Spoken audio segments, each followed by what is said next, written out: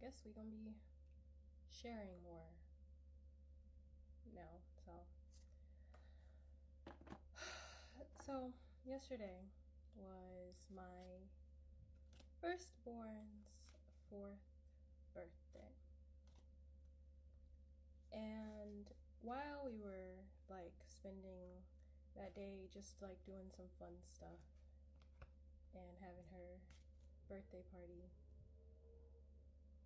I was just like, it was a bit more emotional than I thought it would be. Because I mean, like, she's had other birthdays, but like, this was the most emotional one for me because, like, I really had to think about how far I had come. And to think I almost didn't make it to her first birthday. Like, I know beyond a shadow of a doubt that I was not supposed to make it out of that delivery room. And I think what saved me really was the fact that I didn't know it at the time, but looking back, I remember feeling it. I had my ancestors in that room with me.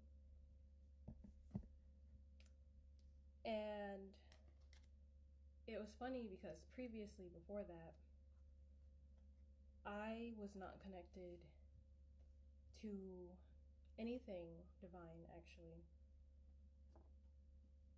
Because I stopped reaching out because I was not hearing anything back, or so I thought I wasn't hearing anything back. And with all the trauma that was caused to me from being like overly controlled in religion and like that whole like really toxic Christianity cult type system really fucked me up. And I was just like, you know what, fuck it. God does not exist. God does not give a fuck about me. I absolutely was just like, fuck it. I have nothing. But I hit a peak point where I was at my absolute fucking lowest. And I was like, what can I possibly reach out to? Because I've never seen angels. I've never seen anything that shows me that something beyond me exists that actually gives a fuck. I have suffered through abuse in the name of Jesus, and the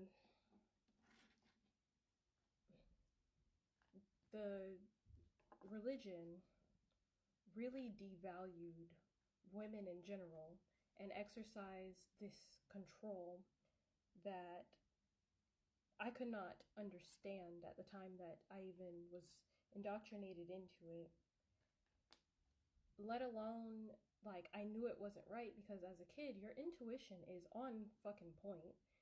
It's the world around you, the lack of, like, support that cultivates a healthy sense of self, and, you know, the confirmation that you need from others at that age to validate what you're feeling and what you're experiencing just was not there with, you know, Christianity. And I don't blame anybody for it. Everybody was indoctrinated into that system. It was an entirely toxic system. And like everybody in it was pretty much brainwashed. And so, yeah, I ended up with like no belief system. I was just like, I am atheist and I'll do whatever the fuck I want, whenever the fuck I want. That's just how I am. Because I don't like rules and I don't like when people tell me what to do. And I hit the point where I was like, who can I reach out to that might actually give a fuck? And so I decided on some whim, or at least it felt like some whim, that I would start reaching out to my ancestors. And that was actually, I think it was either right before or like sometime after I was pregnant with my first kid.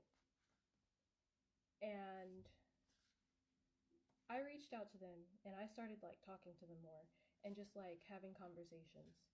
like, just, hey guys, it's me. I'm having a good day today. This is what's going on, you know, just regular fucking conversations. Because technically, I guess I don't really pray. I just always have the narrator in my mind talking to all of the divine beings that I connect to, just continuously. It's a whole conversation. And whether or not I get immediate answers just depends. But it's never, it's nonstop. Like, there is not a time. So I don't really pray. I just say, you know, hey, this is my life right now. You know, I'm sure you know this, or whatever the case may be. And that's, you know, that's just that. Just regular conversations. Because growing up in Christianity, I never felt like I could ever ask for anything because it felt selfish. I'm trying to clean up these cards that I left on the table. So yeah, it felt selfish to like ask for anything. And they always say ask and you shall receive, but every time I would ever ask for anything, you know, I felt like either I didn't get it, and, you know, as a kid, when you like don't get something without an explanation, or like don't get something from something intangible anyways, then it's just like, well, that's a no, and I don't understand why, and I don't understand how this process fucking works. So, you know, fuck it, I'll just stop asking. Because, yeah, I asked for a lot of situations to be ended that I had to end myself as a kid. So that wasn't, it didn't seem like I was getting any help. And so that's how, you know, I ended up doing all of that. And then when I was reaching out to my ancestors and like having these conversations, like I didn't, as far as like I could recognize, I didn't get any hints, any like, you know, hey, I'm here, you know, that type of stuff. I didn't feel like I was getting any notifications or anything like that. But that was before I really actually started to run into things about like spirituality. It was maybe about a year later that I actually ran into stuff about spirituality. And then some years after that, I was actually able to get free. But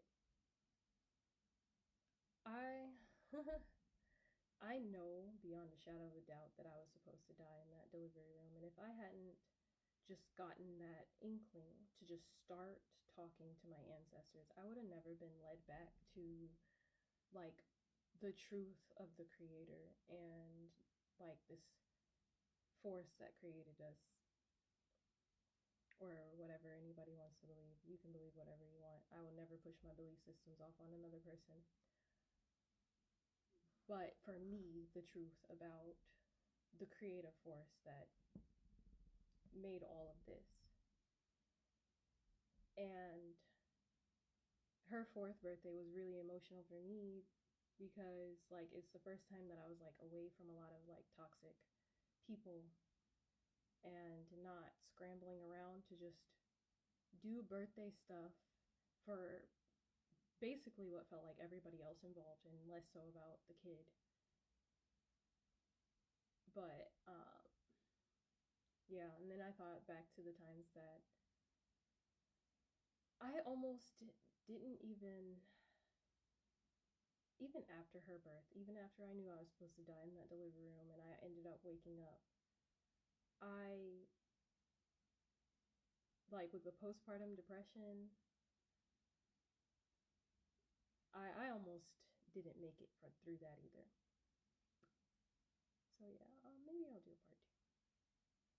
I don't know. Maybe I'll just edit this. We'll see.